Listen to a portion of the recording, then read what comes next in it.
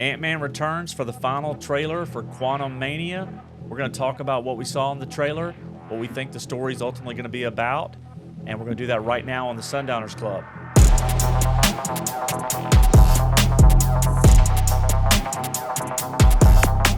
Welcome. I'm your host, Sean. Am I right? My co-host, Sterling. What's up, buddy? Not much. How are you? I'm good. So, Ant Man and the Wasp, Quantumania. There's been a lot of rumors about this movie leading us into the new phase for the Marvel Cinematic Universe, especially around KANG, the Conqueror. And we did see KANG, played by Jonathan Majors, in the Loki series briefly, but we get a whole lot more of KANG in this movie. And the final trailer shows KANG, and we're going to get into that.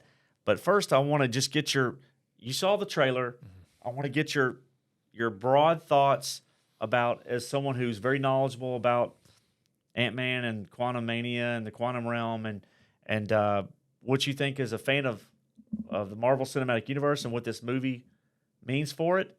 And then let's talk about people that maybe aren't big fans that would have watched this trailer and what their thoughts may have been.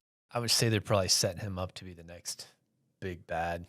I don't know if they're going to do anything quite like a Thanos level threat, but he's basically the premise of KANG. He's a time traveler who, will go forward in time and get the ultimate technology and then bring that back against his enemies. So my guess is he's stuck in the quantum realm and he's going to use Ant-Man to get him out. Is kind of the premise that I'm getting from the trailer. I don't know if he's a character that's going to appeal enough to the casual fans to set up something that's going to get people super excited about the next phase. Yeah, and I'm not even sure if it's how many movies will tie in with it. I don't think this is going to be the end of his story. I think he's going to go into other things, whether that's TV shows or other movies. But I'm curious how he'll tie in, because I think Secret Wars is the next full Avengers movie, which I don't know how he would how big of a role he would play in that. But I don't know. So far, I've been so disappointed with the most recent MCU movies. Phase 4? Yeah, I thought Phase 4 was awful. Awful. And I don't know. I like Paul Rudd as Ant-Man. Yeah. And even though Ant-Man was not a favorite character of mine in the comics, but he's owned it. It's become his character. He did a great job in that character. So yeah, it's a movie that I'm interested in seeing, but I don't think it really excites me about what's to come. The trailer shows you the theme of the movie. It's about lost time, and it starts out. You get a sense that they're making him into Tony Stark, like he's famous. They're getting out of a limo. Right. And Scott Lang is famous now. And then you hear the voiceover of KANG. I loved his voice, by the way. When he talks about Scott Lang and you have a daughter, I can help you get back what you lost. He did a good job with his costume. Yeah, I thought. I liked everything around KANG. I thought that was really cool. I'm not crazy about the casting. I don't know, but he's good.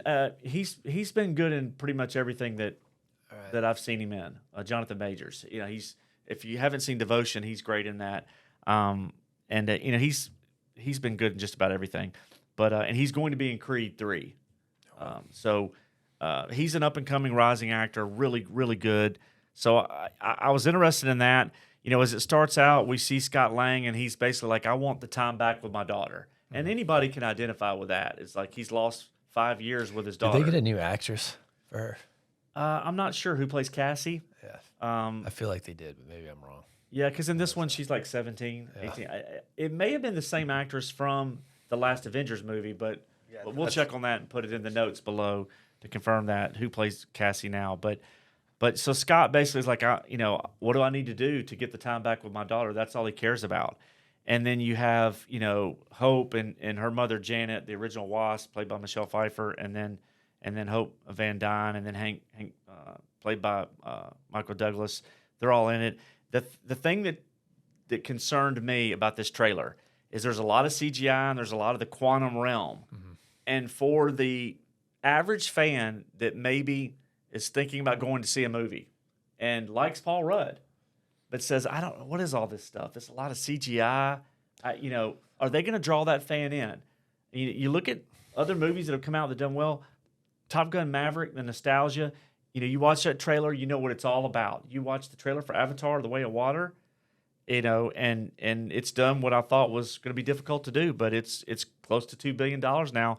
The theme of that movie is about a family and about the father and the mother protecting their children. And those are universal themes. And so I think they try to accomplish that here with this trailer with Scott, Ant-Man saying he wants the time back with his daughter. But I think that some of the visuals, while we see it and we go, okay, there's the ant army being built up so that he can you've got the villain MODOK too. They got to change that. MODOK. I didn't think he looked as bad as some people had said he looked. I mean, he is a ridiculous looking character. And he's going to be played. They showed his face. He's going to be played by the actor Corey Stoll, who played. That's what he is. He's a big head with little arms and little legs. And I don't have when it comes to comic adaptations, I like authenticity. I like the characters to look how they looked in the comics. That's me. Not everybody cares about that, but that's what I like. And I think a lot of people are like that. Some people aren't, but I don't mind them, trying to be as authentic as possible. Some people did not like the look of him at all, which I understand. Darren Cross character from the first two Ant-Man movies, but and we don't know if he's going to be good or bad because the quantum realm. We don't know the time of this. Whether it's been days, months, years. Hey, which one, MODOK? MODOK. Yeah, MODOK will definitely be bad. He will 100% be bad. Yeah, he's a villain. Because in one scene he's standing behind Scott, and Scott's going out looking at the quantum realm, right? Yeah. And he says, "I don't care. I just want the time back with her." I thought the trailer was okay. I'll go see it. I like the character of KANG. I like the actors that are in this. Corey Stoll, who's been in Billions, and he's been in House of Cards. He's a great actor, and he was in the previous Ant-Man movie. So, I'm interested to see what they do with MODOK. Jonathan Majors playing KANG, obviously Paul Rudd, and then you've got Michael Douglas playing Hank, and then Evangeline Lilly playing Hope, and her mother, played by Michelle Pfeiffer. They're all in it.